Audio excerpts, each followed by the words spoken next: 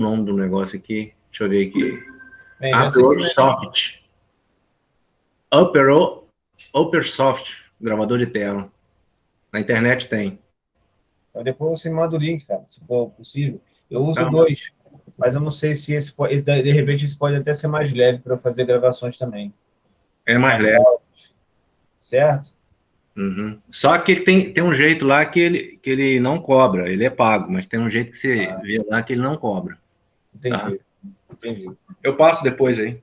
Não, beleza, beleza. Manda ver aí. Vamos lá, vamos começar então. Então, gente, o que que importa para a gente discutir a respeito da fisioterapia ortopédica e traumatológica? A gente entender quais são os processos pelo qual a gente vai encontrar o nosso paciente. Muitas das vezes, o paciente que a gente vai encontrar vai ser um paciente que acabou de sofrer algum tipo de contusão ou então uma lesão específica. Muitas das vezes, esse paciente ele vai passar nas mãos de um médico para fazer a sua triagem e, obviamente, a sua avaliação. E, após isso, ele vai ser encaminhado para a fisioterapia. E muitas das vezes ele passa por uma cirurgia e essa cirurgia ela pode o pós-operatório dela pode ser decisivo para a recuperação ou a melhor recuperação desse paciente. Mas a gente não pode pensar de forma cartesiana e receber o paciente sem antes entender quais são os processos, né, de toda essa história, né, desse acidente, dessa ficção, né? Se é uma lesão, há uma história. O corpo revela uma história, o corpo mostra como essa história vai ser dirigida. E a gente precisa entender. Eu sei que isso vocês vão ter, que vocês tiveram isso em fisiologia, se bobear, vocês tiveram isso também em patologia, mas acredito que seja interessante gravar. Caso o que eu esteja falando seja muito batido já para vocês, é só vocês me interromperem e eu sigo adiante, tá legal? Mas eu acho que é importante passarmos por esse processo, tá?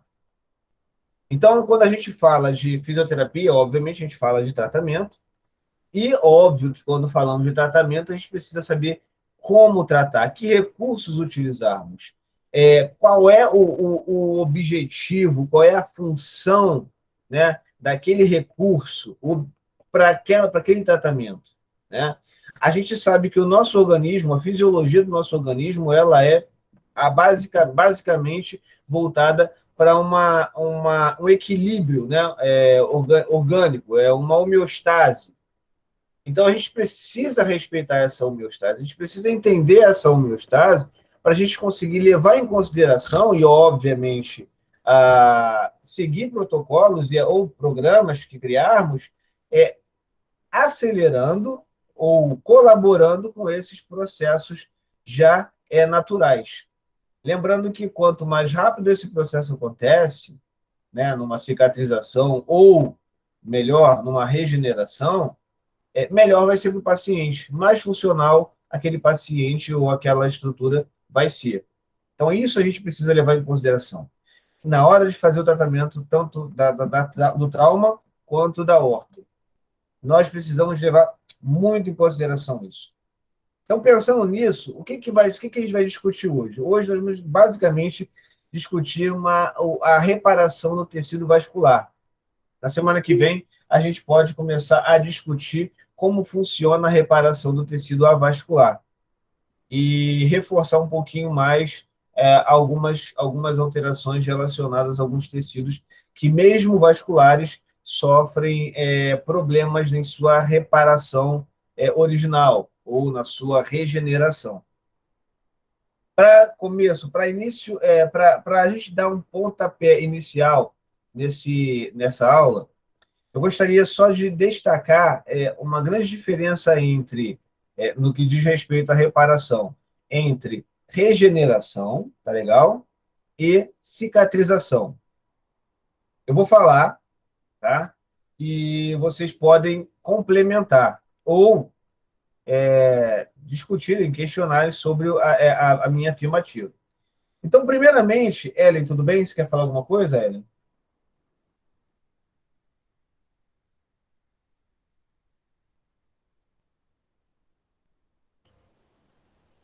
Pode ser que seja só um delayzinho aqui. Carlos, o endereço está aí, tá? Já. Beleza, obrigado, Wellington. Tá aí, ó. Para quem quiser. Show.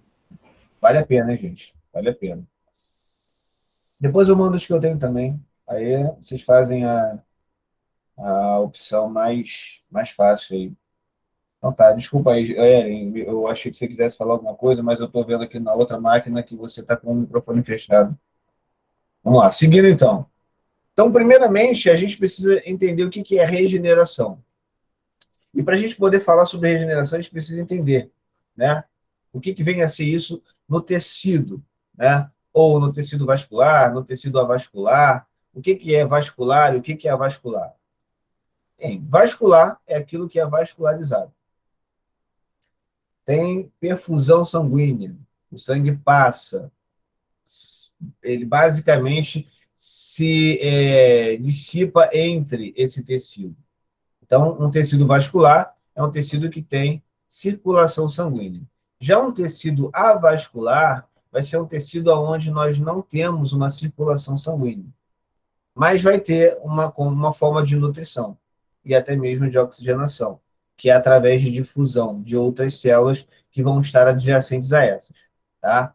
É claro que a regeneração ou a cicatrização de uma para outra vai ser muito diferente, uma vez que com vascularização você tem capacidade de regeneração mais intensa, mais rápida, e cicatrização mais rápida. Já um tecido avascular, a cicatrização ela se torna mais deficitária, mais lenta, tá? E às vezes nem ocorre de forma adequada. Mas hoje a gente vai falar sobre a reparação do tecido vascular. E aí, obviamente, estava dizendo que eu estava começando a definir o que seria a regeneração. Então, para vocês, né, que gostam de anotar, obviamente é uma aula gravada, então não há tanta preocupação nessa condição de pausar a aula para poder repetir, mas caso seja necessário, fiquem à vontade. Então, basicamente, a regeneração é a proliferação, certo? Dentro de um tecido, de células que vão passar por um processo inflamatório, mas que vão atingir a sua capacidade funcional quase que de 100%. Vão atingir, basicamente, a capacidade de recuperação do tecido quase que de 100%. Se ficar algum tipo de cicatriz, vai ser uma cicatriz muito pequena, tá? Diferente de uma cicatrização, que vem a ser uma reparação, ok? Mas essa reparação, ela vem seguida de tecidos conjuntivos, tá? Propriamente ditos, não necessariamente as mesmas células, as originais, mas células que possam estar ali para dar um reforço e uma resistência maior para aquele tecido.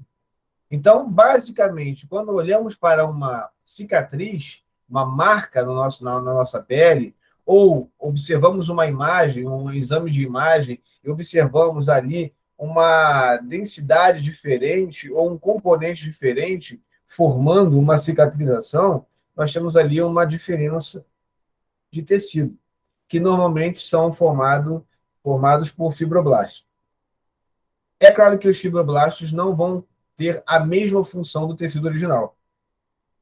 Então, é possível que, no tocante à função do tecido, seja tecido cutâneo, seja tecido ósseo, seja tecido muscular, seja tecido nervoso, seja qualquer tipo de tecido, se a gente não tiver uma regeneração adequada, e sim uma cicatrização, a função ali ela vai ser um pouco mais reduzida, ou até deficitária, vamos dizer assim.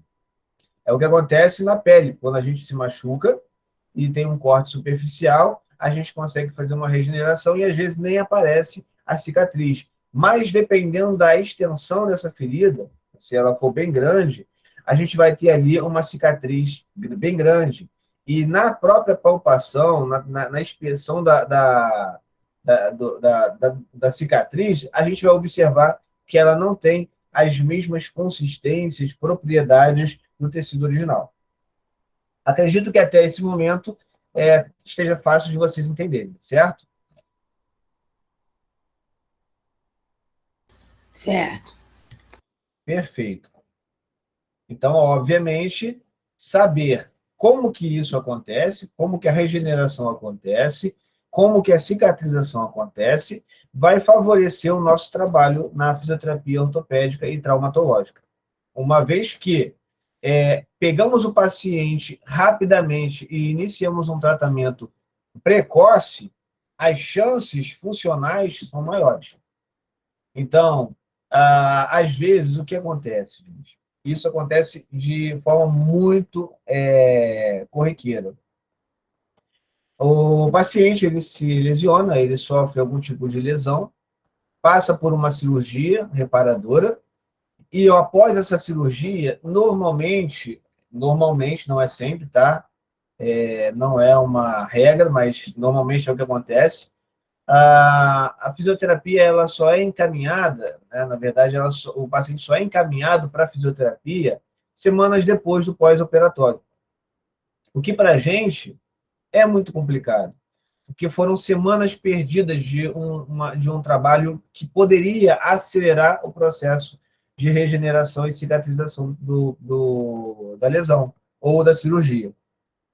Como, por exemplo, cicatrizes, como, por exemplo, as aderências entre tecidos, face muscular e também a própria pele, entre os próprios tecidos musculares, entre as próprias fáscias também pode acontecer, tendões, nervos e até mesmo osso. Então, às vezes, uma cirurgia, e essa cirurgia ela vai acontecer, obviamente, com o objetivo de melhorar, né, a função do segmento, pode atrasar o processo de recuperação quando a fisioterapia ela não é direcionada diretamente após a cirurgia. Aí vocês me perguntam, mas Carlos, como é que eu vou fazer a fisioterapia num paciente que ainda não pode mover, contrair a musculatura, que ainda não pode relacionar a função dele? A gente precisa entender que fisioterapia não é só trabalho de movimento. É isso que a gente precisa levar muito em consideração. A fisioterapia ela não é apenas um trabalho onde você pede para o paciente fazer um esforço ou você faz uma mobilização passiva no paciente. A fisioterapia ela vai muito além do que está acostumado a ser visto. Ela vai também auxiliar no processo de regeneração. Ela vai acelerar o processo de cicatrização, ela vai melhorar o processo pelo qual o paciente está passando. E por isso que nós temos vários recursos, sejam recursos elétricos, sejam eletroterapêuticos, né? Sejam recursos termoterapêuticos, sejam recursos de fototerapia. Então, prestem atenção que o nosso leque de terapia é muito maior do que apenas fazer movimentos. Então, a gente precisa se aprofundar um pouquinho mais no que diz respeito à recuperação de tecido, propriamente dito. Nós sabemos como que essa regeneração acontece? Se não sabemos, a gente vai fazer isso hoje. A gente precisa passar por esse entendimento para ser mais fácil de compreender como podemos atuar na fisioterapia ortopédica ou na fisioterapia ortopédica e traumatológica. Isso tem que ficar claro. Então, além, né, de eu falar da regeneração, além de falar da cicatrização, eu queria que vocês levassem em consideração que os fatores que vão influenciar nessa regeneração e nessa cicatrização, ou cicatrização, são existentes. E nós podemos evitar esses fatores. Fatores são tempo, a extensão da lesão, o tipo de infecção, como foi, se houve toxicidade, se houve uma contaminação, a dimensão dessa lesão. Tudo isso é fator para que a gente possa levar em consideração, e obviamente, por ser uma influência, na hora do tecido começar a se reparar. Então, pronto, pensando nisso, eu gostaria de falar com vocês sobre essa etapa desse processo de reparo, tá? Independente se ele vai ser regeneração ou independente se ele vai ser de de cicatrização, tá? Então, vou deixar bem claro aqui para vocês. Quando um paciente ele passa por uma cirurgia, normalmente o material ele é estéril, né? Esterilizado. Além de ser esterilizado, é altamente afiado, permitindo um corte limpo. Então, quando existe esse corte limpo, a superfície que houve a incisão, ela vai ser mais fácil de se regenerar. Diferente se você pegar uma tesoura e começar a querer cortar, uma tesoura cega e começar a querer cortar esse tecido.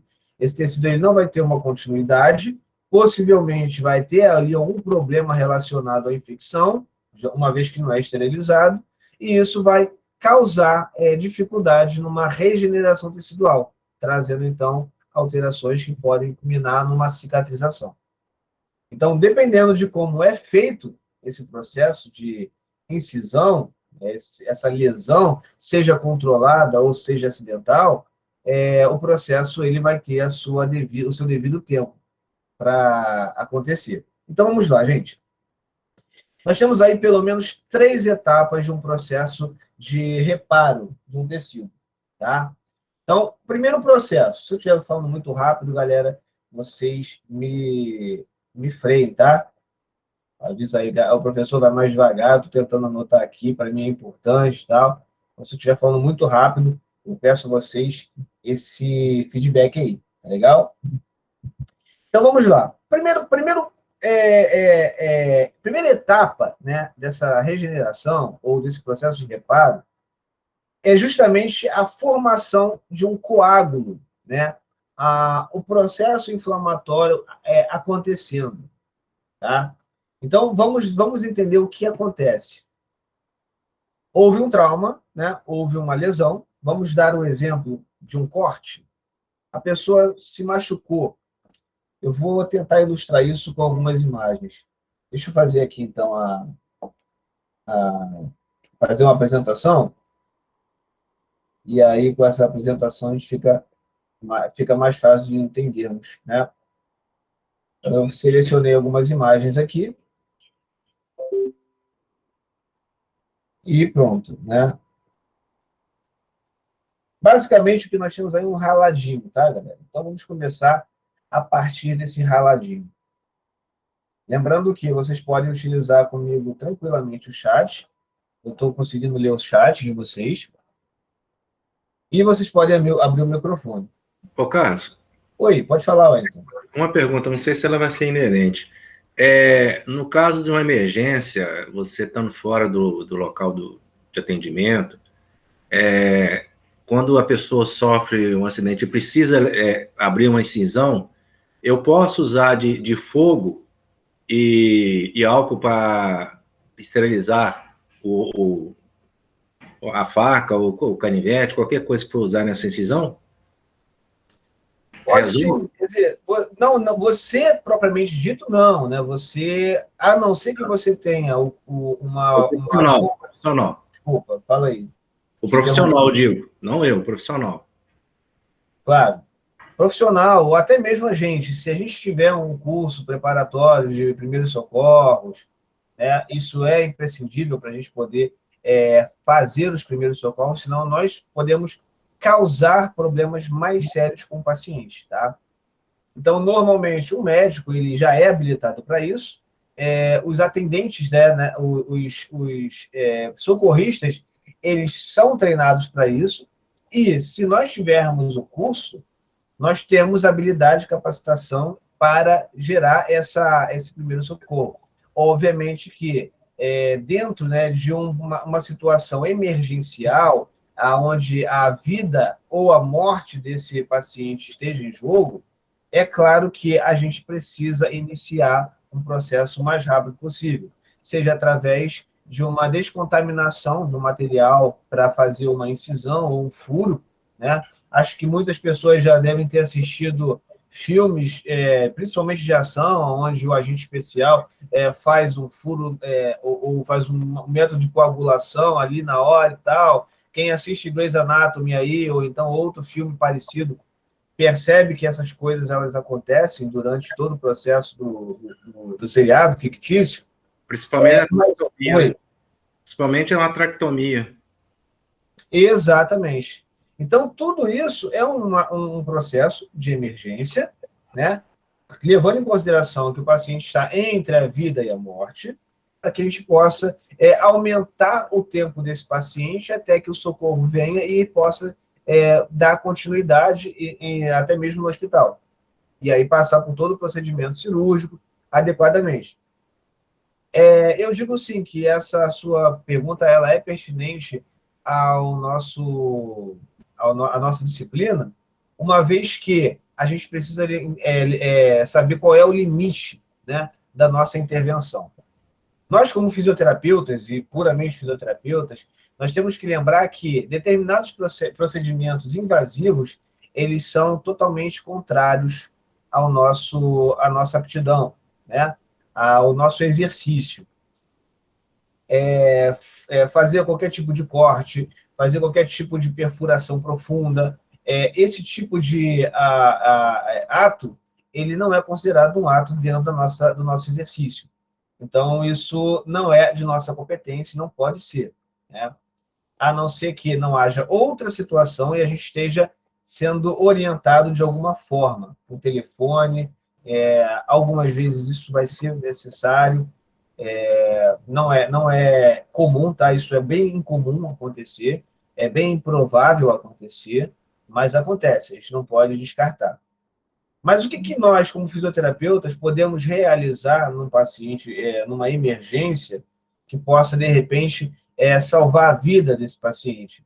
É claro que eu estou falando de algo relacionado à ortopedia, né, à traumatologia, dentro da fisioterapia. Então, não é um caso que a gente vai ter. Normalmente, a gente vai tentar melhorar ou recuperar ou facilitar o processo de inflamação desse paciente. Uma pessoa que acabou de cair de uma escada, outra pessoa caiu, se machucou, um jogador que sofreu uma contusão ou uma lesão durante o jogador, um profissional do esporte, no caso, né, um atleta, a gente pode intervir ali quase que imediatamente para evitar um prejuízo maior daquela lesão, né? Utilizando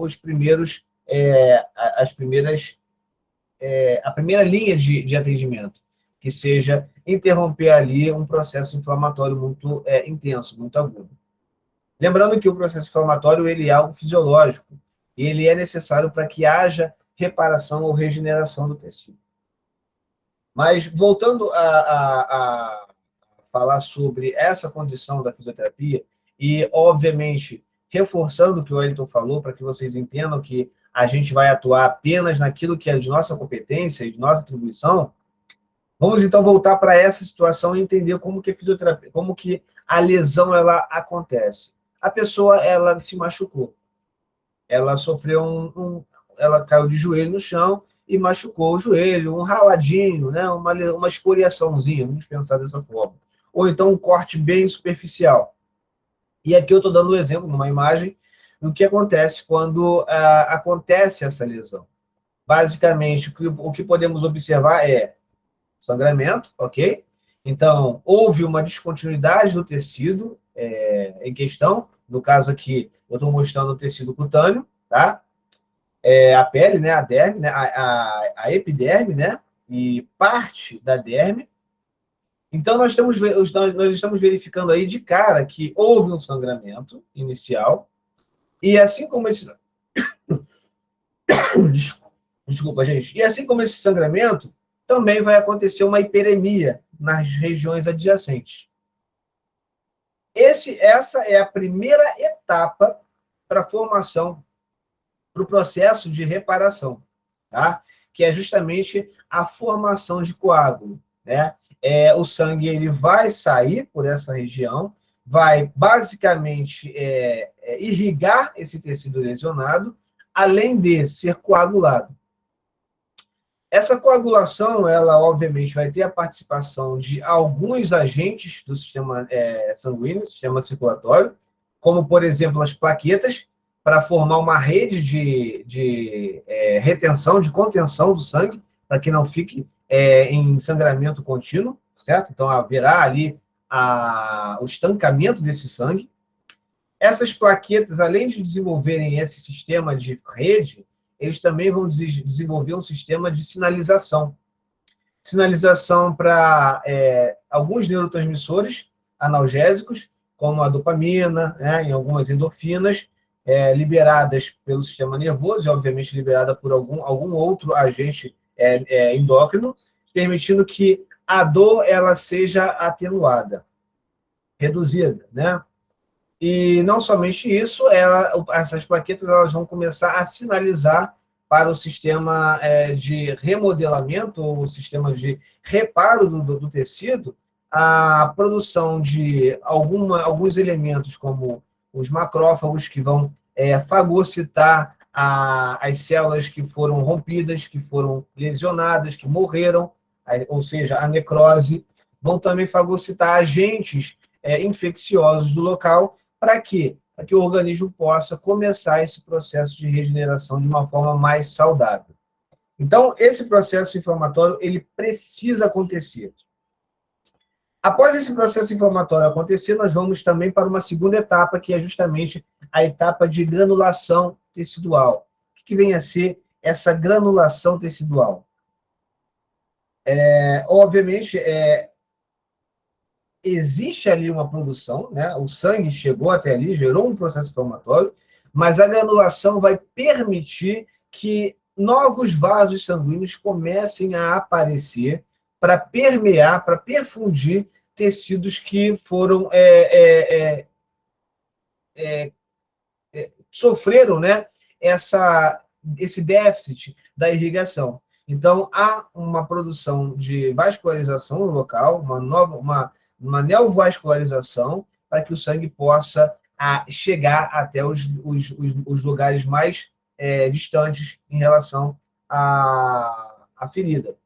E aí, sim, a partir daí, tecidos como fibroblastos, miofibroblastos, citocinas,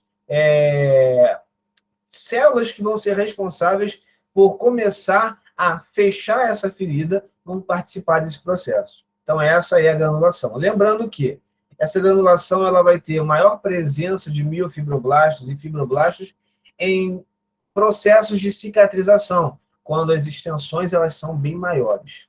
Quando é um processo apenas de regeneração, as miofibrilas e os fibroblastos eles são bem mais reduzidos, uma vez que as próprias células vão poder se regenerar, se multiplicar, se proliferar, permitindo que o tecido volte ao seu estado próximo de um estado original. Tá? Então, isso é importante para que a gente entenda.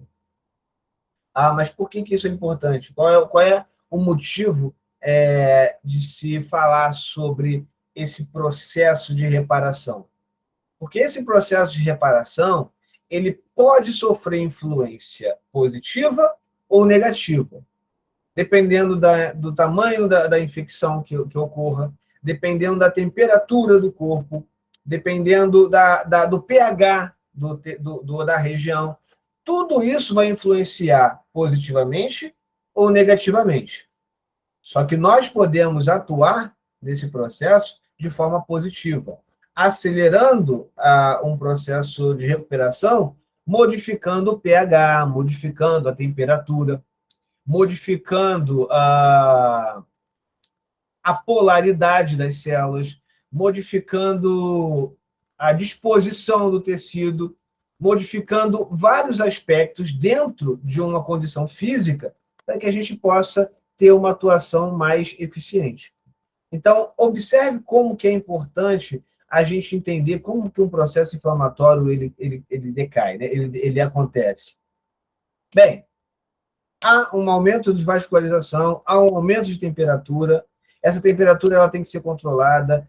Muitas das vezes, dependendo da lesão, ela precisa ser interrompida. Você precisa baixar essa temperatura para que o aumento dos fibroblastos, das citocinas, elas sejam menores, para evitar uma cicatrização e sim permitir uma regeneração.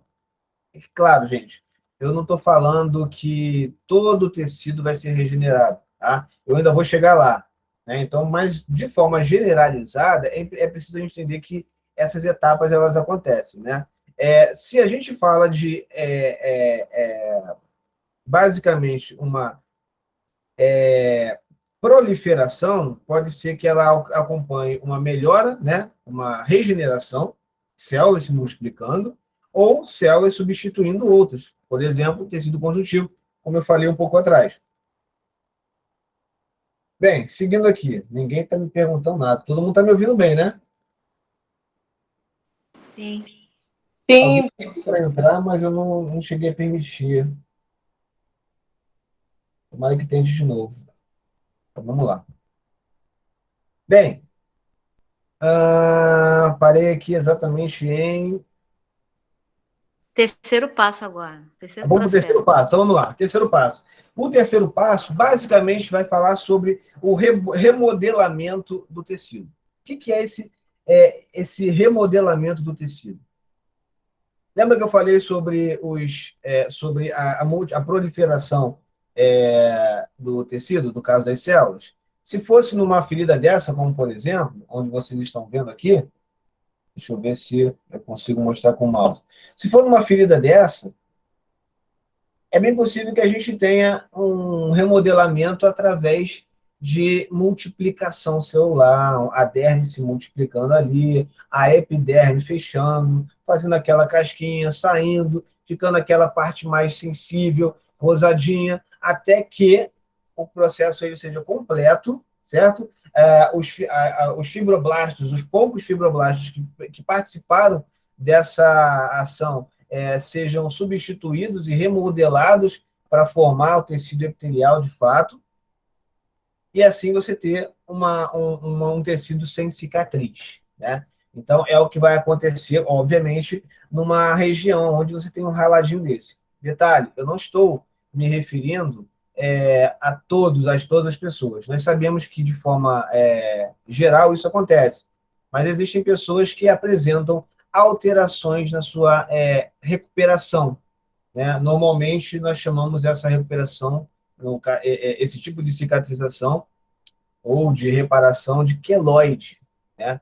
Queloide não é uma consequência cicatricial, tá? É uma patologia, onde o tecido ele fica muito abundante de fibroblasto, perde quase que completamente a sua função elástica, a sua resistência ela é outra, muito maior, mas é algo patológico, né? É quase um caroço no tecido. E isso pode acontecer não somente no tecido epitelial, né, na derme, mas também em outros tecidos epiteliais, como mucosas, também pode acontecer em tecidos ósseos, tecidos musculares, tendinosos, ligamentares, entre outros.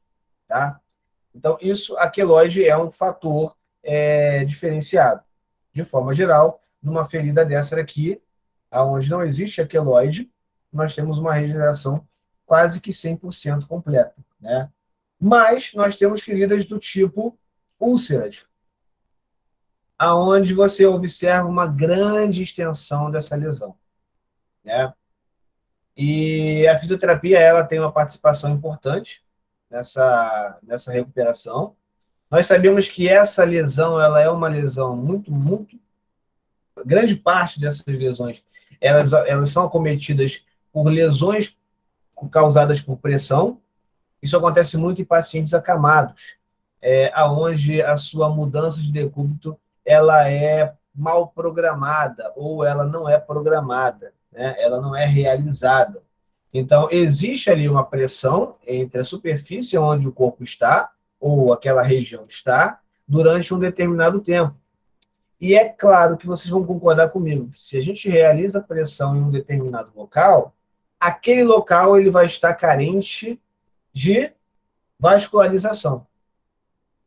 Vai estar carente de nutrição, obviamente. Se não tem vascularização, é um tecido vascular, vai estar carente de oxigenação, de nutrição, entre outros aspectos. E o que acontece com uma célula que não se alimenta ou não se nutre é basicamente um processo de morte. Ela precisa respirar, ela precisa se alimentar. Então, se ela não passar por esse processo de nutrição, ela acaba morrendo. E, obviamente, que quando isso acontece em cadeia, a tendência é você gerar uma lesão muito grande. E essa lesão pode ir aumentando, a sua extensão pode ir aumentando. E a única forma que a gente tem de tentar recuperar esse tecido é promovendo ali a possibilidade de revascularização. É onde muitas das vezes o paciente vai precisar passar por um desbridamento, ou seja, uma limpeza do local, retirando todo o tecido necrosado, forçando a circulação sanguínea através de laser, por exemplo. Nós temos aí o hélio neon, né, que é um laser de baixa intensidade, mas que atinge regiões superficiais e ela estimula as células vivas, então por isso que precisa fazer a limpeza, retirar o tecido necrosado, porque quando esse recurso é utilizado nesse tecido, ele acelera o processo de granulação, que é justamente o processo de revascularização ali, permitindo que aquele tecido aberto ele comece a proliferar células para fechar. Lembrando que a cicatrização ela vai ocorrer, obviamente, nesse caso, de dentro para fora, mas também vai ocorrer uma cicatrização de fora para dentro. E aí que eu gostaria que você tivesse um pouco de atenção. Quando eu falei sobre miofibroblasto, tá? Os fibroblastos, basicamente, são células bem fibrosas, né? Elas são células que vão estar sofrendo também o auxílio aí de algumas outras moléculas, como o colágeno tipo 3, que futuramente se transforma no colágeno tipo 1, permitindo maior resistência do tecido. Mas os miofibroblastos, que são muito ricos, são proliferados de forma muito intensa nesses tecidos, e aí, obviamente, eles vão estar localizados nas bordas desses tecidos, eles vão se inserir ali, e como o nome já diz, mio, tá? Eles são fibroblastos contráteis. Então, uma vez que eles se depositam nessas bordas, e obviamente em toda a superfície daquela ferida, eles vão começar a retrair o tecido. E óbvio que conforme eles vão retraindo, a proliferação vai acontecendo e vai havendo maior apresentação de miofibroblastos, esse tecido tende a se fechar com o tempo. Tecidos basicamente cutâneos, eles tendem a se fechar mais rápido. Mas quando nós estamos falando de tecidos musculares ou tecidos ósseos, cartilaginosos, isso pode vir a não acontecer, tá? Então, uma vez que você alcança uma úlcera de pressão ou uma lesão por pressão, uma úlcera de forma geral, ela pode ter uma recuperação parcial. Ela pode fechar, mas a recuperação interna ela vai ser comprometida, dependendo do tecido em questão, tá? Mas, de forma geral, ela vai se fechando conforme você tem a granulação. Então, a fisioterapia ela pode favorecer isso, tá? Existem estudos aí que comprovam, né, a eficácia também da utilização de agentes glicosados, como o próprio açúcar, o mel, a glicose de milho, entre outros, que vão favorecer ali a proliferação, né, e a granulação do tecido e a aceleração de coagulação e cicatrização. Tá? Mas a gente pode utilizar os nossos recursos, como, por exemplo, a laser, o laser, né? No caso, o hélio neon. Nós podemos utilizar, inclusive, o ultrassom, mas, Carlos, você quer que a gente coloque o cabeçote do ultrassom numa ferida dessa? Absolutamente, gente. Primeiro que você pode infectar a ferida, isso não é legal. Normalmente, o que a gente pode fazer? Normalmente, existem alguns tipos de emplastos que podem ser colocados na ferida e eles conduzem as ondas do ultrassom até os tecidos mais profundos. Então, nós podemos utilizar o ultrassom para aumentar o processo de vascularização e, obviamente, melhorar a cicatrização, ou facilitar, acelerar a cicatrização. Cara, você está me dizendo que esse tipo de ferida ele pode não deixar cicatriz? Eu não disse isso. Pelo contrário, ele vai deixar cicatriz. Ele vai deixar cicatriz porque a extensão da lesão ela foi muito grande. Então, não há, houve perda muito grande de tecido cutâneo. Então, no local, vai haver a substituição desse tecido. Tecido esse que pode ser o fibroblasto, por exemplo, os miofibroblastos, que vão formar ali uma cicatrização mais rígida. O tecido ele perde a sua função elástica, perde a sua função de contratilidade, né, a sua complacência, mas vai ser um tecido fechado, com uma cicatriz. Como essa ferida ela tem uma extensão muito mais profunda, ela pode cicatrizar juntamente com os tecidos mais subjacentes, como, por exemplo, tecidos da face muscular, tecidos musculares, tecidos de tensão, de tendões, ou as aponevroses ou aponeuroses, que estariam localizadas no local. E até mesmo podem ser aderidas aos ossos. Então, cicatrizes dessa magnitude, elas podem sofrer aderências muito profundas, impedindo funções importantes. Isso acontece muito, né, em escadas. Acontece um pouco menos em pacientes com queimadura de terceiro grau, uma vez que a queimadura de terceiro grau ela só vai acometer o tecido tegumentar, mas pode haver aderências aí em relação aos tecidos subjacentes, como as fáscias musculares. Até o momento, galera, vocês estão me acompanhando bem? Eu estou sendo redundante em alguma disciplina que vocês já tiveram? Como está sendo aí o entendimento de vocês? Ô, Carlos, você falou em queimadura aí, e anteriormente você falou que poderia colocar o mel. Seria em cima da ferida, no caso, né? No caso, eu estou falando de uma ferida como a escara, não da queimadura, tá? Porque eu, quando queimava a perna na moto, eu sempre usava o mel, porque o mel não deixa a pele ficar craquelada e não deixa dar cicatriz. Ele acelera o processo, né? O Porque mel, ele... eu tenho a queloide, né? Por isso que eu usava. Então, Inclusive, nesse caso, você acelera o processo de regeneração do tecido. Por isso inclusive que... até na minha cirurgia, eu tive que fazer uma cirurgia plástica para tirar a queloide da primeira cirurgia. E aí, obviamente, o que você fez basicamente foi acelerar o processo de regeneração. E é exatamente o pulo do gato aí para gente. Quanto mais rápido o processo de regeneração, menos complicação, ou menos sequela, ou menos problemas a gente vai ter em relação àquela ferida. Então, Wellington, quando você me diz que você tem a queloide, e obviamente você utiliza de um recurso catalisador para essa cicatrização, você está falando exatamente o que eu acabei de falar. Nós podemos interferir justamente em tecidos na aceleração do processo, para que esse processo ele se complete o mais rápido possível, evitando problemas, como no seu caso, queloide. Perfeito. Foi? Foi, beleza. É claro que existem outros estudos que apontam aí para uma regeneração também através do uso de albumina para queimadura, entre outros recursos. Mas, sempre lembrando em consideração, queimadura de terceiro grau é uma queimadura que vai deixar o tecido, tanto o tecido tegumentar, mas também outras áreas mais profundas expostas.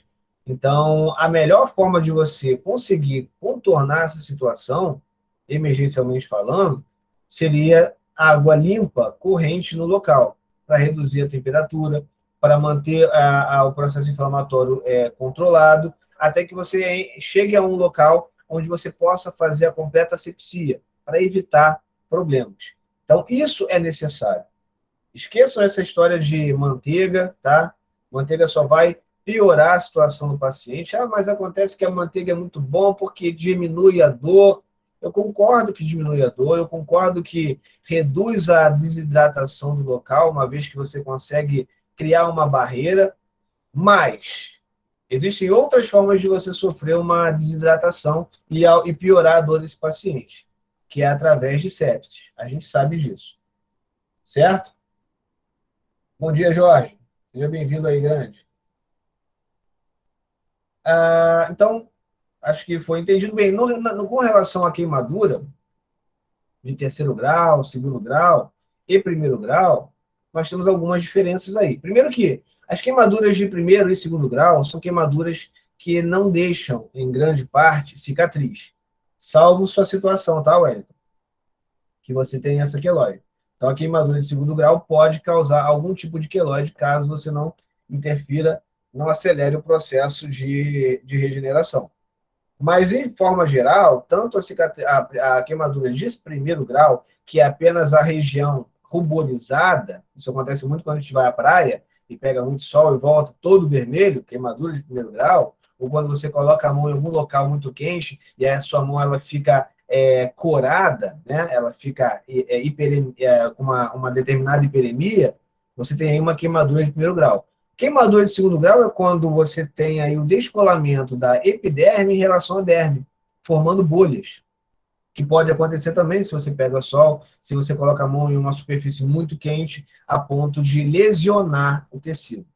Então você tem aí um afastamento da epiderme em relação à derme, mas que também cicatriza e regenera e provavelmente não haverá grandes cicatrizes, tá? Há casos, eu tenho cicatriz, porque uma vez eu me queimei com fiz uma bolha numa região do meu braço, por exemplo, na minha mão, e aí depois que ela ficou cicatrizada, ela apareceu com cores diferentes. Isso pode acontecer também, principalmente se você é uma pessoa que não tomou os devidos cuidados com relação à exposição do sol.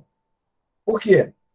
Quando você tem a ferida ali, você não tem as células que são capazes de mudar a cor, né? No caso aí eu estou falando das células que reagem com aos raios ultravioletas, né? Você não tem ali, me fugiu agora o nome. Me ajuda aí, gente. Está na ponta da língua de vocês que eu sei.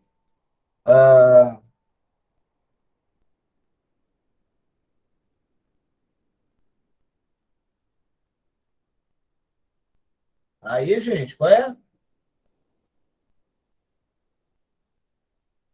Tá bom, eu lembrei.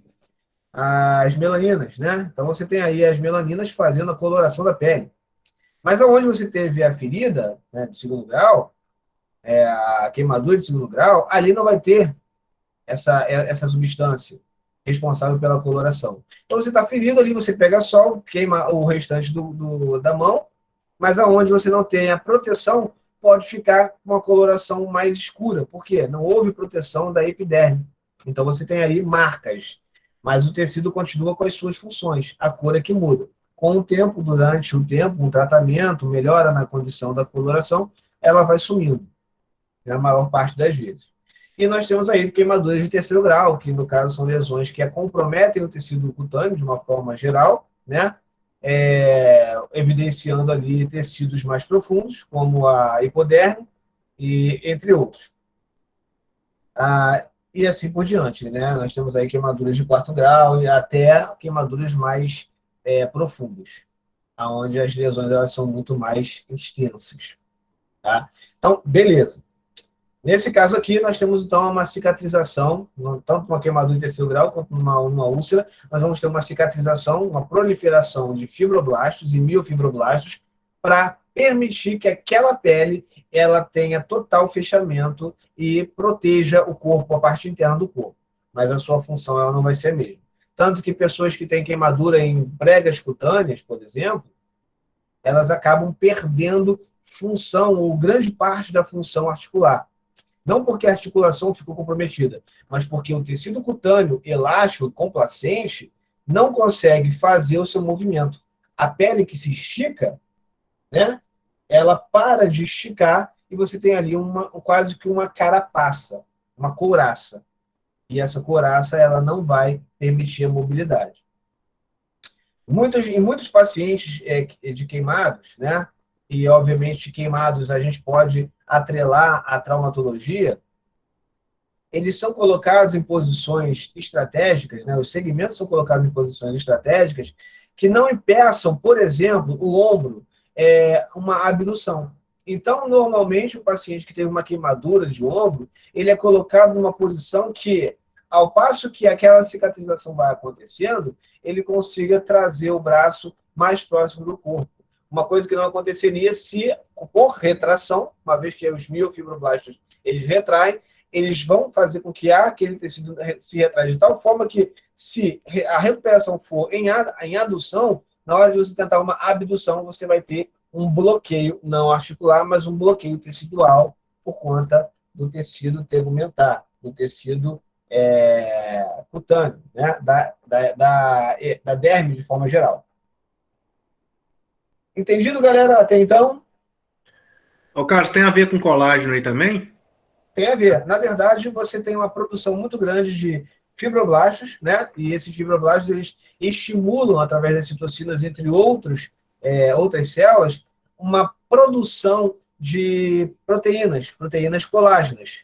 Começam com proteínas do colágeno tipo 3, que são bem flexíveis, são bem elásticas, mas depois elas vão se remodelando.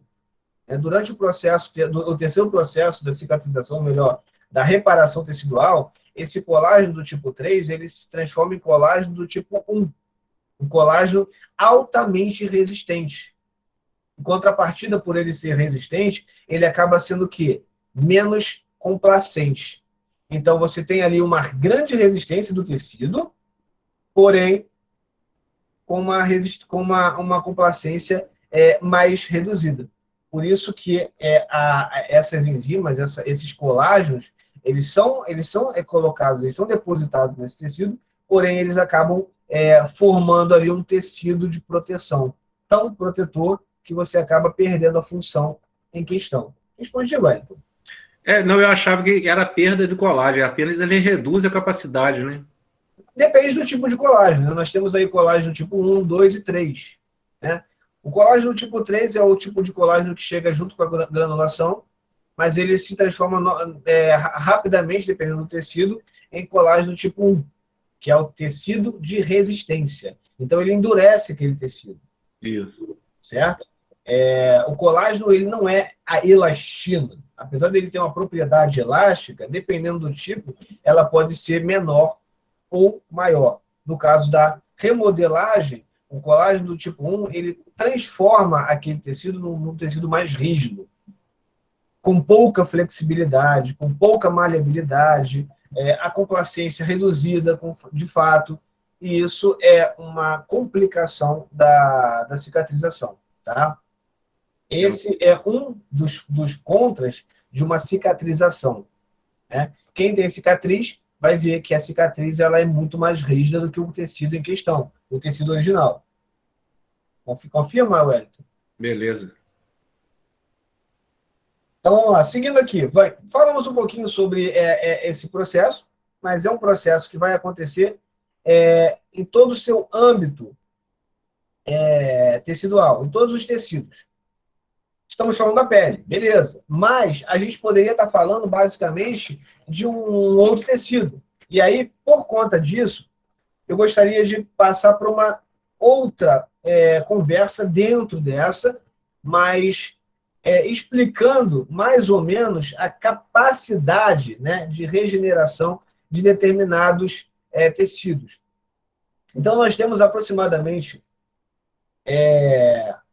uns 15, 20 tecidos diferenciados que poderiam participar disso. Mas nós temos 3 tipos de tecidos que podem se comportar de formas diferentes quando falamos de regeneração ou falamos de reparação ou cicatrização. Reparação, no caso, regeneração ou cicatrização. Tá? Então, nós temos o primeiro tipo aí, né, de tecido, que obviamente vai trabalhar em cima disso, que nós chamamos de tecidos lábeis. Tá? O que vem a ser o que seriam os tecidos lábeis? Vamos lá. Posso ir? Pode, professor, mas eu não sei o que são lábeis. Vamos lá, vamos levar em consideração o que é algo lábil, né? Algo que tem uma labilidade, né? basicamente, você tem aí alguns tecidos que podem gerar as suas mitoses de uma forma contínua, tá legal? Então, como o exemplo da pele, né? Você tem aí uma proliferação de tecido continuamente, seja ele para trazer uma regeneração, seja ele para trazer uma cicatrização. Mas vamos levar em consideração que essa situação ela se dá muito mais por mitose, ou seja, células iguais, originais, ou melhor, oriundas, originadas de células originais. Fui redundante, mas foi de propósito, não foi apenas para encher linguiça. Então, nós podemos dizer que há uma regeneração, e essa regeneração ela é contínua.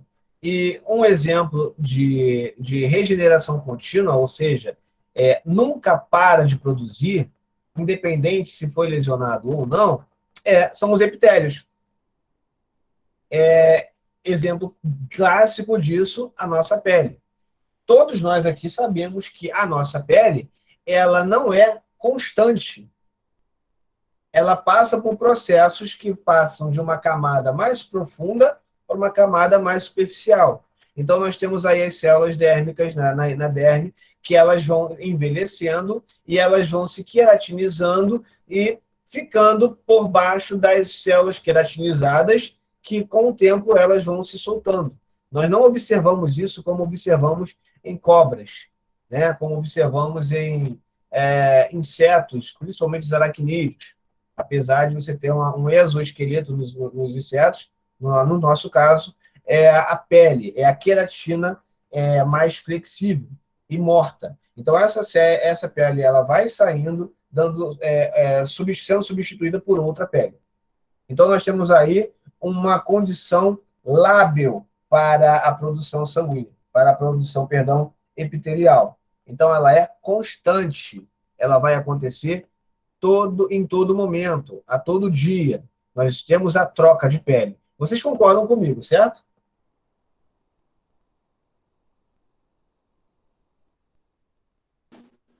Sim, professor, concordamos. Se concordam, entenderam. Beleza. A mesma coisa a gente vai encontrar no tecido hematopoético. Vocês lembram o que é um tecido hematopoético?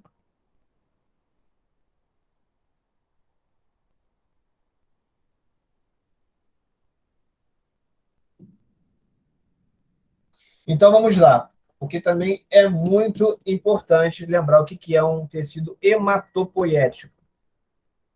Hemato, obviamente, vem de sangue, certo? Beleza? E a poiese, no caso, é a substituição, é a recolocação, é a produção em constante escala. É o que nós vamos ter no nosso sangue, que também tem um tempo de vida, né? As nossas hemácias, os nossos leucócitos, as nossas células sanguíneas, as nossas condições imunológicas, o tempo todo elas estão em constante substituição. Isso acontece na medula óssea, isso acontece em sistema linfático, acontece no baço, no timo, entre outros órgãos que compreendem o sistema imunológico também, além da medula óssea. Então, basicamente, tecido hematopoético é o tecido que produz as células sanguíneas. Então, se eu passar a doar sangue, né, e normalmente a gente doa uma determinada quantidade, isso não significa que o nosso corpo não vai mais produzir sangue. Pelo contrário, ele vai continuar produzindo sangue, e de uma forma muito mais elaborada. Então, a doação de sangue, ela, além de, e obviamente não é propaganda, é um fato, além de ser altamente favorável para as pessoas que precisam desse sangue, ela é muito saudável para quem faz, porque você tem ali uma renovação sanguínea, uma condição muito mais reforçada do sistema imunológico, e isso favorece bastante ao indivíduo que perdeu esse sangue, ou doou esse sangue. Ô, cara, Então, a produção ela é contínua, independente do que aconteça, em condições normais, tá legal? Eu não estou falando aí de um paciente que tenha, por exemplo, uma anemia específica ou de uma leucemia específica, tá legal? Bem, então a hematopoiese é isso. Tecidos que se multiplicam, independente se precisam ou não. As células Professor, sanguíneas. Oi, é desculpa, fala claro aí, que Fabi. esse tecido esse tecido, ele é produzido em corpos que estão em homeostase em equilíbrio, né? Sim, sim, você não tem uma produção desequilibrada, até porque isso pode Tipo, causar. se a pessoa estiver doente, tipo essa lesão aí que o senhor está mostrando na foto, pode dar algum desequilíbrio, alguma coisa assim? Se você tiver um desequilíbrio da produção sanguínea, né, vamos dizer que a gente tem uma produção sanguínea muito acelerada, né? Isso pode gerar coagulações por todo o sistema. Isso pode não acarretar uma recuperação mais rápida, mas pode sofrer algum tipo de coagulação. Se você tiver uma redução dessa produção de sangue, ou uma redução dessa produção hematopoética, você pode ter uma deficiência na cicatrização, uma deficiência na recuperação, na regeneração, tá? Isso pode acontecer, tá legal? Outras coisas que podem alterar essa regeneração do tecido, tá? É a questão do pH, é a questão da saturação de oxigênio, é o aumento da glicose no sangue, mas isso aí não tem a ver com a construção do tecido, tá? Propriamente dito, o tecido hematopoético, tá? E a relação do tecido hematopoético não é diretamente ligada a essa ferida que eu estou mostrando a vocês, tá bom? Não, sim, só um exemplo, só que eu Beleza. queria. ô Carlos, Oi? tem a ver a oxigenação do sangue na troca aí, né? Do sangue contaminado pelo sangue venoso também? Ele inclui dentro desse tecido hematopoético aí? Tem, você pode ter problemas. Se você tem uma diminuição na produção, você acaba tendo uma diminuição na saturação sanguínea, o que acontece muito com os pacientes com anemia, né? Ou até mesmo a leucemia, uma vez que os leucócitos eles sobrepõem a quantidade de hemácias e isso acaba diminuindo a concentração de hemácias para a oxigenação. Então, sim, tem uma interferência, sim. Na oxigenação, então, né? Exatamente. E a gente Ah, sabe que um tecido bem oxigenado é um tecido muito mais suscetível a uma recuperação. ok. Vocês devem conhecer tratamentos mais recentes, em 2010. Isso apareceu até no ano passado, no Fantástico. Por coincidência, eu passando pela sala, eu vi eles falando sobre um tratamento dentro de uma câmara hiperbárica, onde normalmente a atmosfera ela é multiplicada, né? E isso permite a concentração de oxigênio muito mais intensa pelo tecido. É uma forma também de você fazer regenerações de tecido mais rápido, através de tratamentos hiperbáricos, tá? Aumentando assim o oxigênio para aquele indivíduo. Foi até bom vocês terem comentado isso, até por curiosidade, e vocês pesquisarem um pouquinho mais sobre o tratamento hiperbárico. Vale muito a pena, tá? É um tratamento caro, não é um tratamento de fácil acesso a qualquer paciente, mas é um tratamento muito bem promissor, muito promissor. Valeu, Michel, você está... Aline, você está como Michel. Beleza, então. Tranquilo, tranquilo. Perfeito. Então, Aline. Michel Guimarães é Aline. Beleza. Fechou. Vamos lá. Seguindo, então. Mais alguma dúvida em relação a isso?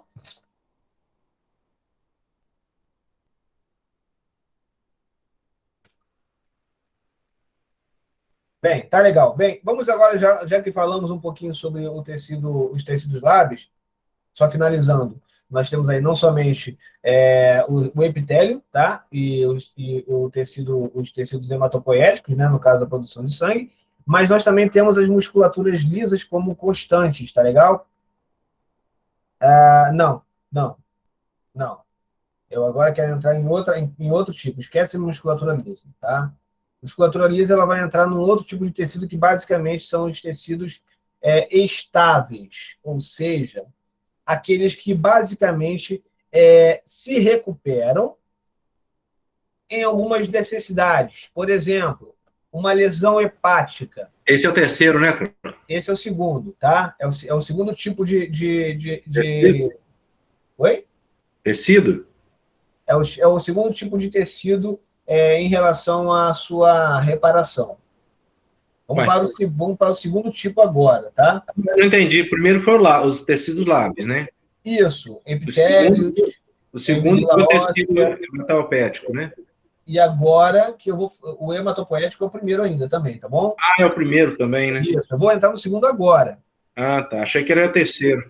Não, é o segundo. É que eu falei do primeiro, mas acabei dando 3 exemplos, né?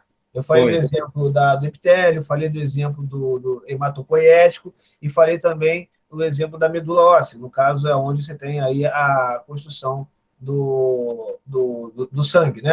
Tanto o sangue, as séries brancas como as séries vermelhas. Agora sim, né? Eu vou entrar no segundo tipo de tecidos, né? Que vão ter a sua regeneração, só que de forma estável, tá? Ou que nós chamamos de forma quiescente. Deixa eu escrever aqui para vocês.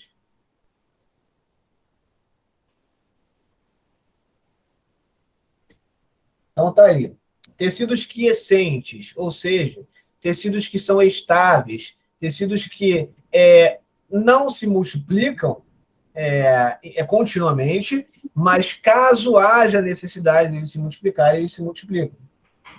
Wellington, pode falar. Não. Eu deixei aberto em querer aqui.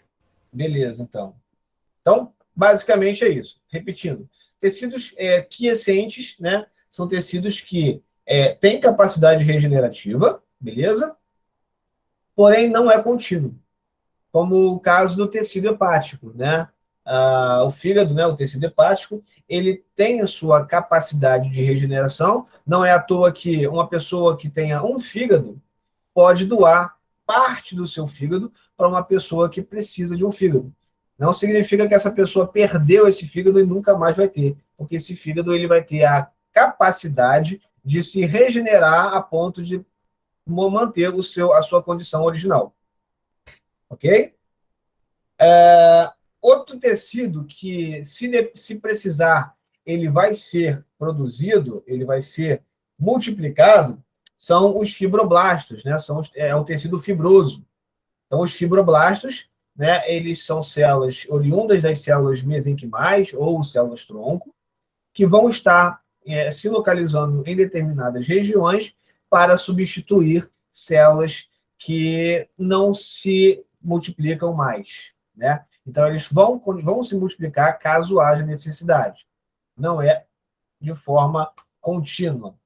E os músculos lisos, e aí eu quero que vocês atentem para essa diferença, tá? O músculo liso é um exemplo de tecido quiescente, tá? Ou seja, ele vai se regenerar caso haja necessidade. Exemplo, lesões em vasos sanguíneos e artérias. A gente sabe que há revascularização, o endotélio se revasculariza, o tecido muscular liso adjacente a esse endotélio, ele também se multiplica, podendo, então, trazer aí uma regeneração do tecido vascular. Então, não somente músculos lisos do sistema vascular, tá? Cardiovascular, mas músculos lisos que compreendem, por exemplo, o tecido digestório, né? O tecido gastrointestinal,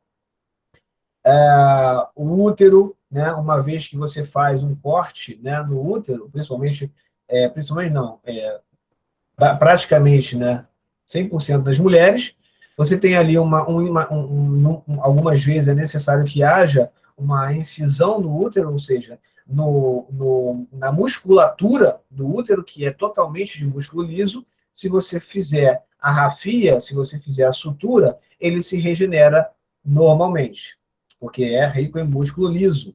Então, é uma musculatura que se regenera.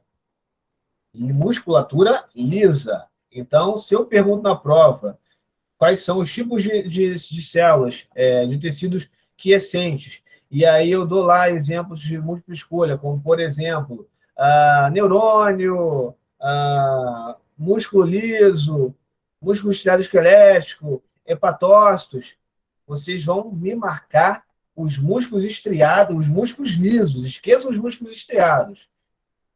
Músculo estriado não é quiescente, tá legal? Beleza? Ô, Carlos, Oi?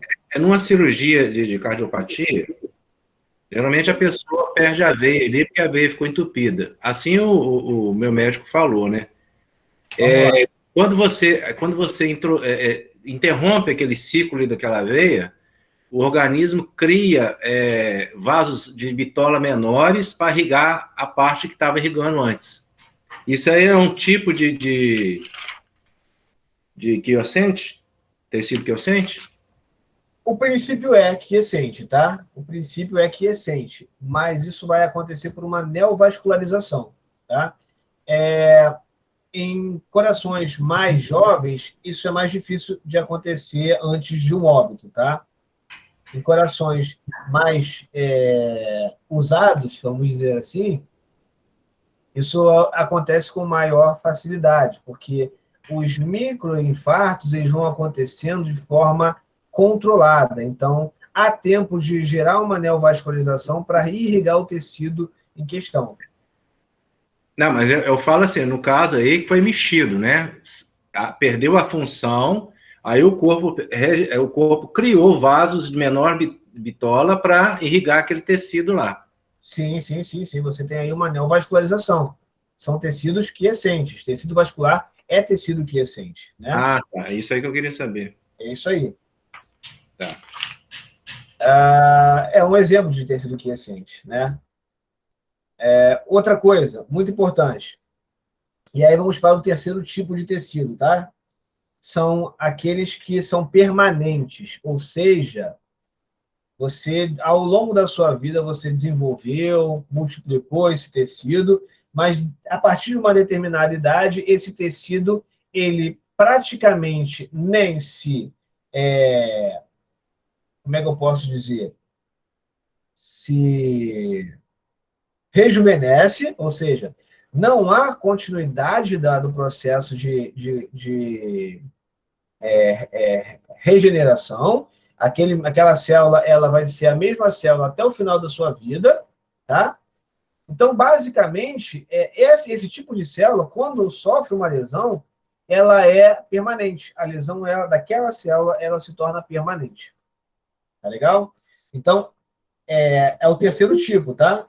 Esse tipo de lesão, basicamente, vai ser uma lesão aonde você vai ter uma lesão permanente. Quais são os tecidos que estão suscetíveis, né? Que são suscetíveis e são, obviamente, acometidos por essa situação? Neurônios, tá? Os neurônios são as células nervosas, como a gente já estudou em neurofisiologia. Ô, Carlos, Oi? peraí. Esse é o terceiro tipo? Esse é o terceiro tipo, dos tecidos permanentes. Ah, tecido permanente. Isso. Tá. Isso aí, valeu, Wellington. Se eu estiver falando muito rápido, pode me brecar.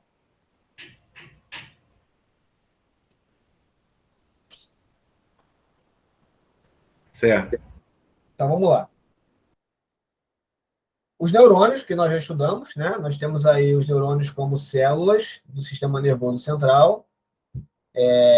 Eles são estáveis, ou seja, a partir de uma determinada idade, eles não se multiplicam, eles não praticam a mitose, tá? E se morrerem, não há substituição por outro neurônio, tá legal? De forma geral, até o presente momento. Ah, mas e as células-tronco? São estudos até hoje, né? São estudadas até hoje. Bem, nós temos aí também as musculaturas estriadas. Então, uma vez que você tem lesão da musculatura estriada, seja ela esquelética ou cardíaca, você tem perda permanente daquela célula, ou daquelas células, daquele tecido, certo? Basicamente, nós temos aí esses dois tecidos que são bem mais discutidos. Células musculares e células nervosas, neurônios, tá? Que são estáveis, ou seja, não há possibilidade, não há presença de multiplicação, de proliferação. O que pode acontecer ali é a substituição daquela célula por algum outro tipo de célula, por exemplo, fibroblastos. A minha câmera ainda aparece para vocês ou eu sumi da câmera? Não, na câmera tá aparecendo. Tô? Tá. Beleza. Carlos, me explica aí o que é musculação estreada. Musculatura estriada, vamos lá. Eu falei sobre musculatura lisa anteriormente, certo? Certo. Então tá. Bem, deixa eu procurar aqui para mostrar para vocês uma imagem. Eu tenho um slide sobre isso, mas eu acho que vai ser muito mais rápido se eu procurar aqui para vocês. E aí eu vou poder mostrar, eu vou poder explicar para vocês mostrando.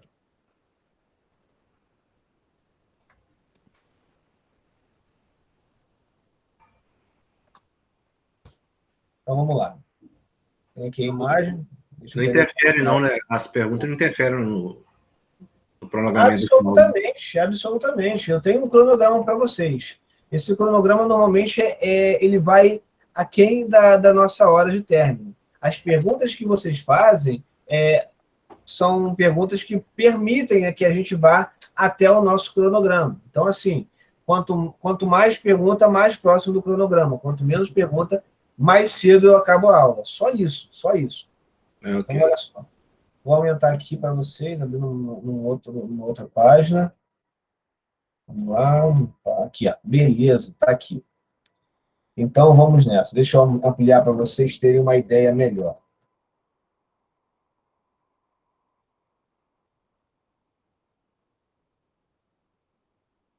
Tá, beleza. Acho que ampliei de uma forma legal. Olha só. Eu vou passar o mouse aqui e vocês me digam se o mouse está aparecendo para vocês aí, tá legal? Tá aparecendo.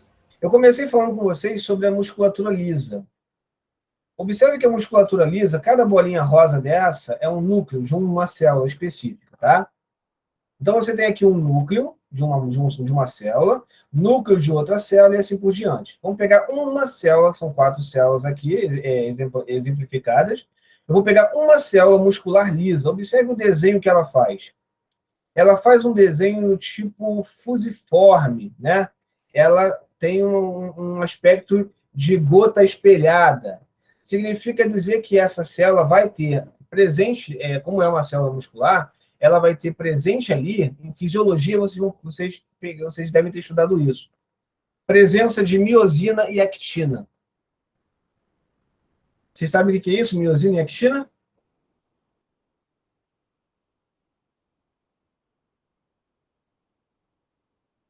Cara, eu acho que não. Tá. Então, deixa eu pegar outra imagem aqui.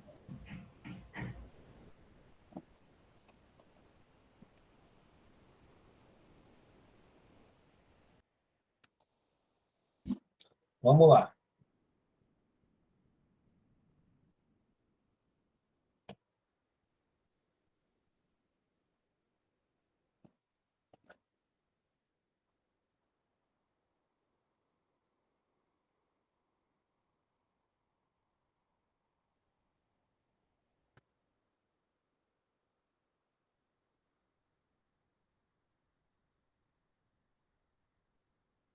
Tudo bem. Acho que vocês conseguem enxergar, certo?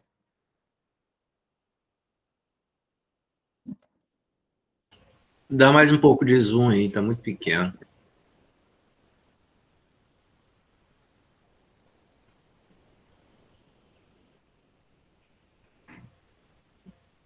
Vai. Melhorou. Melhorou? Então tá. Então, tá. Cortou um pouquinho aqui, ó. Mas eu acho que dá para entender o que eu quero mostrar aqui, tá? Vamos passar de uma visão macroscópica para uma visão microscópica, tá bom? Eu quero que vocês me ajudem, eu quero que vocês acompanhem comigo, tá legal? Visão macroscópica para uma visão microscópica. O que é uma visão macroscópica? É aquilo que a gente consegue ver, tá? E consegue palpar. Então, vamos falar de um músculo, tá? Uma visão macroscópica. Então, nós temos aqui, ó, osso, tendão, e nós temos aqui um músculo, tá? Obviamente, se é osso, ele é esquelético. Esse músculo, ele é esquelético, tá? E ele vai ser estriado, né, por conta de uma característica microscópica que eu vou mostrar a vocês. Então, dentro dessa musculatura, existem vários gominhos de músculos. Então, eu vou tirar dessa musculatura um gomo específico, tá? Então, aqui, ó, nós temos um gomo de várias fibras musculares. Quando eu falo fibras musculares, eu quero dizer células musculares, tá legal? Uma célula muscular pode apresentar vários núcleos, não somente um. Pode apresentar um núcleo por seção de sarcômero. Mais à frente eu explico o que seriam os sarcômeros, tá? Seriam partes específicas de uma célula muscular. Então, basicamente, você tem aqui as fibras musculares, né? E nessas fibras musculares, você tem, retirando delas, mais um gominho um pouco menor, que vai ser a imagem de baixo. Esse gominho, ele vai se formar, ele vai ter uma capa que nós chamamos de endomísio, que é uma capa conjuntiva, tá? Tecido conjuntivo. E esse endomísio separa cada célula muscular de forma longitudinal, tá? E aí, quando observamos uma célula muscular, retiramos daqui, ó, nessa partezinha aqui, é apenas uma célula muscular, que pode ter lá seus 50 centímetros, tá? de comprimento.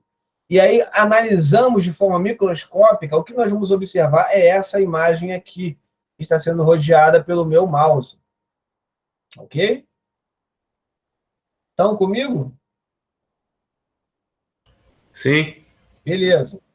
Então, observe que ao visualizar microscopicamente uma célula, apenas uma célula muscular, no microscópio, o que nós vamos encontrar vai ser uma célula, onde dentro dessa célula vai ter uma ranhura mais escura, ok?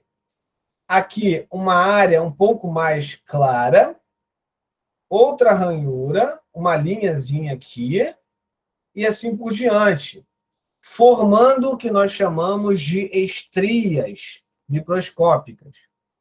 Então, nós podemos dizer que essa célula apresenta uma característica estriada, tipo uma zebra, né? A zebra, ela tem estrias coloridas, né? Que é preto e branco, preto e branco.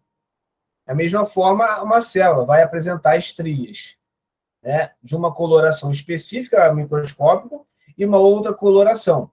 Aí, o que eu vou fazer para amplificar mais, e agora não é qualquer microscópio, é um microscópio eletrônico. Eu vou pegar uma partezinha, eu vou pegar essa partezinha aqui, ó, que eu estou marcando aqui, ó, parte escura, até essa outra partezinha aqui, ó. Então, é de uma linha a outra que eu vou pegar, ok? Então, vamos lá. Peguei aqui, tá? E peguei aqui. Ou até mesmo pode ser, peguei daqui e peguei até essa outra linha, não tem problema. Vamos lá. Se eu pego essa parte aqui, olha só o que eu vou encontrar. Essa linha é a linha que nós chamamos de linha Z. Olha a linha Z sendo representada aqui de forma microscópica, eletronicamente. Nós temos uma outra parte, que é essa parte um pouco mais clara. Tá vendo? Avermelhada. Ela vai ser essa partezinha aqui, ó. Bem aqui, ó. Tá vendo esses filamentos aqui azulados? Então, essa parte clara vai ser exatamente esse filamento estriado, azulado. E nós temos aqui essa parte mais escura, que além de apresentar esse filamento azulado, vai apresentar também um filamento mais avermelhado, até alcançarmos o ponto central da molécula de miosina. Tá? Então, o que gera contração nessa musculatura? É a actina, tá? E a miosina, o contato delas duas. Né? Eu não vou me aprofundar na fisiologia, mas para vocês entenderem o que é estriado e o que não é. Tá? é justamente a unidade de contração, a unidade contrátil do músculo está exatamente nessas duas estruturas aqui, miosina e actina, que ao entrar em contato e gerarem suas quebras energéticas, vão fazer um movimento de aproximação.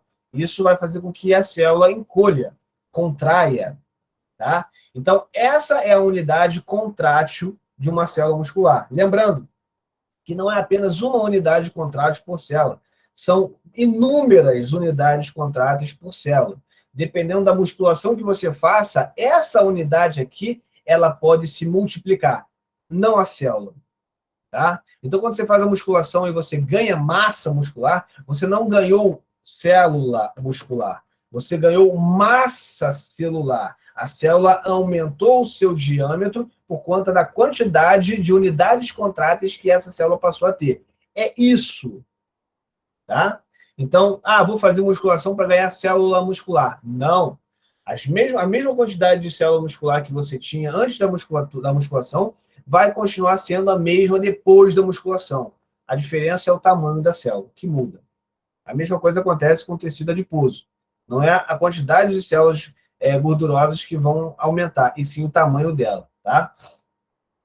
Podendo até ser visível a olho nu, o tamanho da célula. E, obviamente, o tamanho da musculatura. Podendo ser. Até aí foi? Foi entendido. Tudo bem. Bem, você entendeu o que eu falei. A Então, actina e a miosina, elas são aminoácidos? Elas são proteínas. Tá. Proteínas. Confundido com aminoácido. Na verdade, não são nem proteínas, elas são filamentos de proteínas, né? O filamento de actina é formado por várias moléculas de actina que formam esse filamento, né? Helicoidalmente falando. O filamento de miosina é formado por várias proteínas, várias moléculas de miosina, tá? Então, é basicamente isso.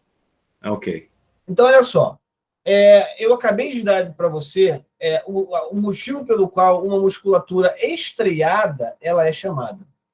E ela só vai ser encontrada no sistema musculoesquelético e no sistema cardíaco. Tá? Na musculatura lisa, apesar dela ser contrátil, ela não vai aparecer porque a disposição dessas moléculas elas não se dão de forma linear. Elas se dão de forma aleatória. Em vez de aparecer paralelamente esses filamentos na fibra muscular lisa, elas podem aparecer assim, assim, assim, assim, assim, assim, assim, em todos os sentidos da membrana celular. Então, a célula da musculatura lisa, ela não se contrai apenas num sentido, ela se contrai assim, assim, assim. Ela vai se contraindo da forma que ela precisar. Ok? Não existe uma disposição linear da fibra muscular lisa. Por isso, ela é chamada de lisa. Por não conseguirmos observar essas células, deixa eu voltar naquela imagem, esses filamentos dentro da célula muscular lisa. O que dá para observar se há uma grande quantidade uma atrás da outra. Observe aqui uma musculatura estriada esquelética que você consegue observar estrias, assim como na cardíaca. Você consegue observar estrias, mas numa musculatura lisa, pela disposição ser aleatória, você não consegue observar os filamentos, apesar de estarem lá. A explicação é só essa. Mas eu acho que é importante ganharmos tempo com esse conhecimento. Não é uma perda de tempo. Isso vocês precisavam ter estudado em fisiologia. Caso tenham estudado, sugiro que reforcem os estudos. Caso não tenham estudado, eu ofereço a minha ajuda a vocês para desenvolver melhor esse entendimento, tá? Isso é importante. Então, tá aqui, dei aqui o exemplo, ok? Das musculaturas. Então, agora sim, voltando ao que eu estava falando sobre os tecidos permanentes e estáveis, ou seja, os permanentes, desculpa, nós temos aí neurônios que, uma vez morto para sempre, então o conteúdo daquele neurônio não é compartilhado aos demais neurônios. Da mesma forma que a célula muscular, o conteúdo dela não é passado adiante. Mas pode ser substituído por tecidos de conjunção, ou seja, os tecidos conjuntivos, fibroblastos, elastinas, entre outros, né? Bem, até aí foi, galera?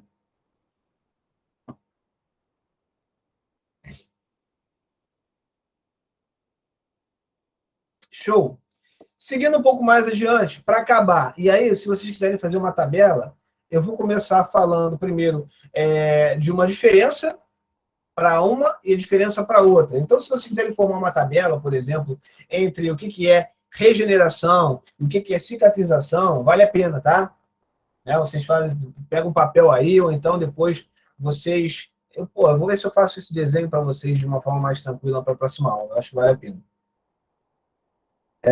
Então, vamos lá. Vamos começar, então, falando sobre o que quais são as características de um tecido que se regenera, tá? Ou seja, se prolifera. Primeira função de cara aí, a gente tem que pensar, os tecidos lábeis estão dentro dessa condição, assim como os tecidos estáveis, tá? Ou seja, eles se regeneram, eles se proliferam. Isso aí é fato, tá? Outra coisa que é importante para que ela tenha uma regeneração de alguns tecidos, que a lesão ela seja uma lesão mais baixa, mais curta, uma extensão bem menor, como um corte através de uma navalha, como um corte através de um bisturi, por exemplo. Então, a regeneração ela acontece de uma forma muito mais eficiente. A sua extensão de lesão ela é menor. Tá? Outra coisa que nós podemos fazer aí, as alterações funcionais, tá? Isso com relação à regeneração. As alterações funcionais, elas são ínfimas, ou seja, elas nem precisam ser consideradas, são muito baixas. Não existem alterações significativas numa regeneração. E aí a gente finda isso, né, com uma ação, né, de formação dentro do que nós chamamos de granulação, uma formação mais discreta. A granulação ela acontece de forma mais discreta. A inflamação ela é mais discreta. Tá? Isso tudo levando em consideração as regenerações. E aí, por último, tá? As regenerações elas são também chamadas de cicatrização por primeira intenção.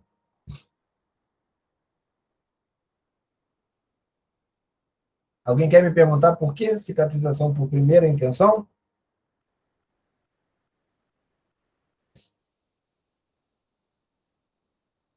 Show. Todo mundo sabe o que é a primeira intenção, beleza. Não, então, pode falar. Eu não falei nada, que esperei alguém perguntar, que só eu que estou perguntando aí. Não tem problema. Eu preciso que alguém fale. Eu preciso. Porque se eu achar que vocês sabem, eu passo direto. Mas se vocês me interrompem, eu paro ali, gente, vocês não vão quebrar minha linha de raciocínio. Eu volto, né? E vocês vão me ajudar a voltar, como foi o caso aí anteriormente.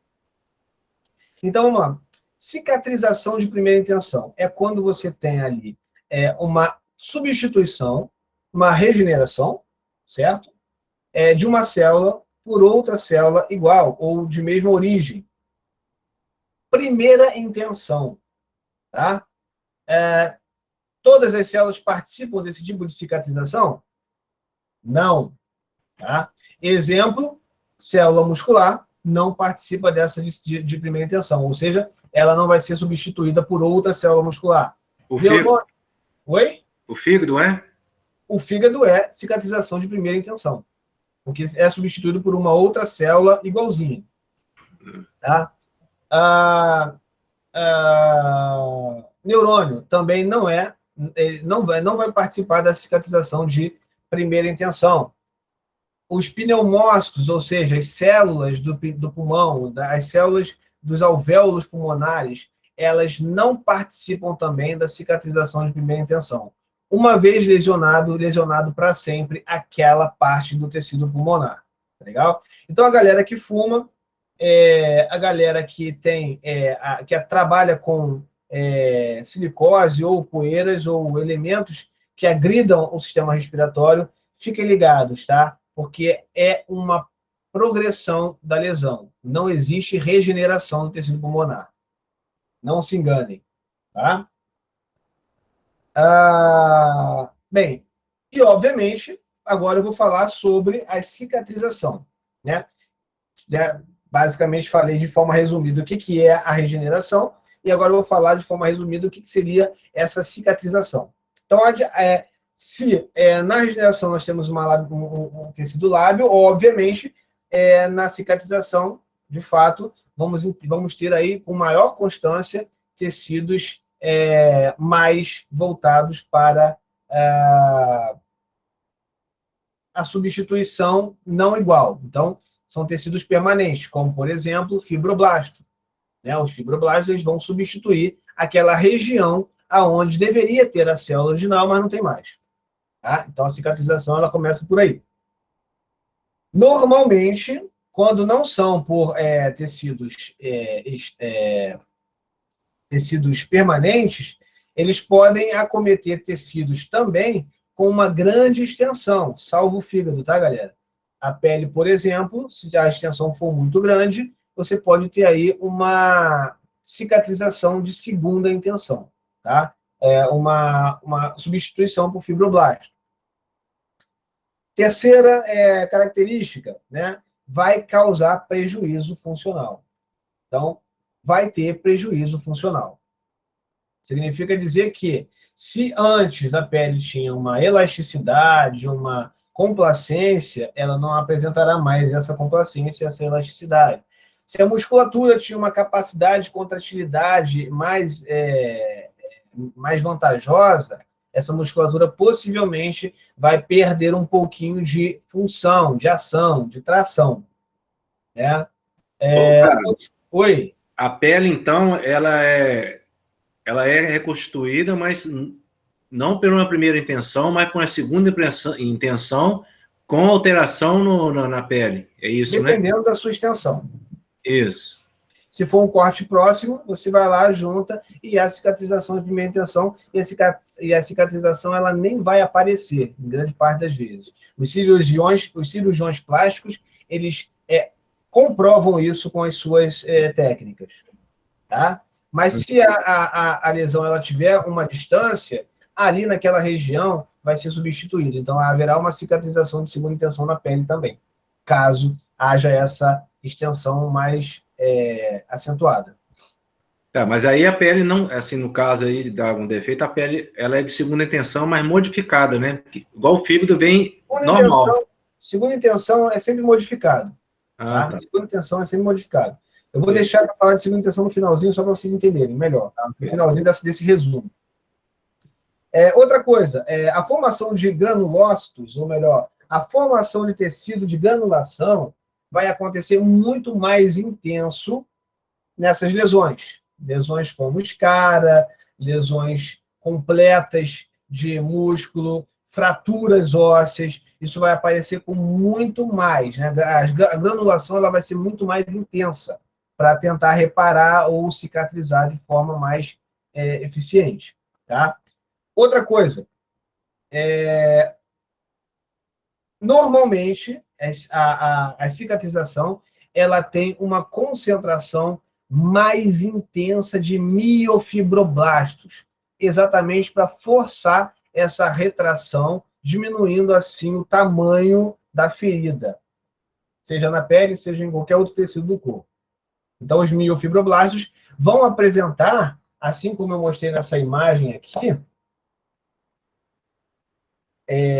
aqui nessa imagem, vão apresentar complexos de actina e miosina para permitir essa contratilidade, que não vai ser voluntária, vai ser uma contratilidade da própria célula. Ela vai se contrair para puxar como se fosse um cabo, né, de reboque, puxando e aproximando uma estrutura da outra. Então, isso vai acontecer na cicatrização. E aí eu finalizo dizendo que na cicatrização, de forma geral, ela vai ser uma cicatrização de segunda intenção. Ou seja, todo tecido que for substituído ali vai sofrer alteração. Ou seja, a célula original não é substituída por uma outra célula de mesma origem, mas uma célula mesenquimal, por exemplo, uma célula de fibroblastos, uma célula tronco, que pode se diferenciar, na maioria das vezes, em fibroblastos. Raramente se diferencia em um tecido original. Tá? O que acontece no músculo, neurônio e também nos pneumócitos, de forma geral. Então, isso é uma cicatrização de segunda intenção, quando você substitui o tecido original por um tecido fibroso.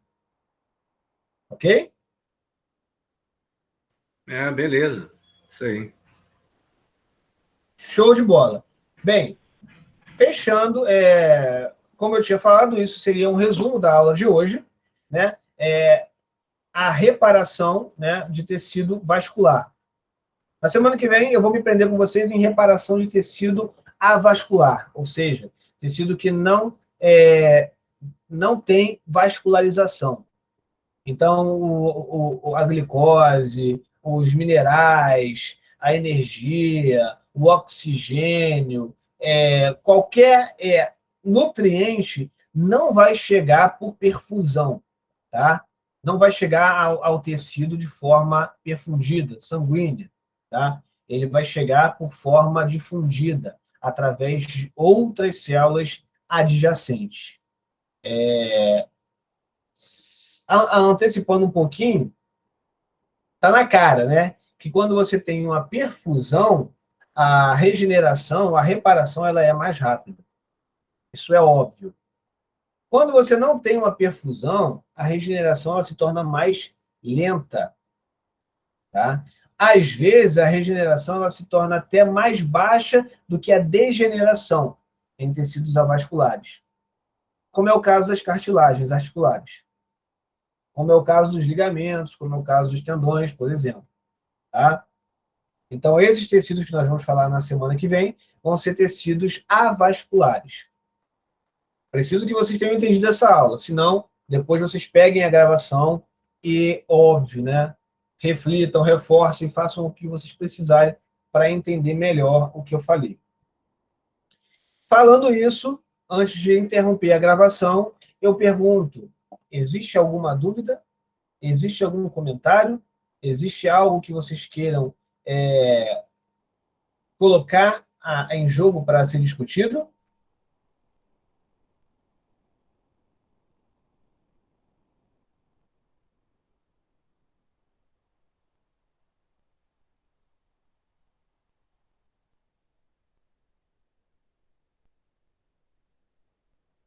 Beleza, então.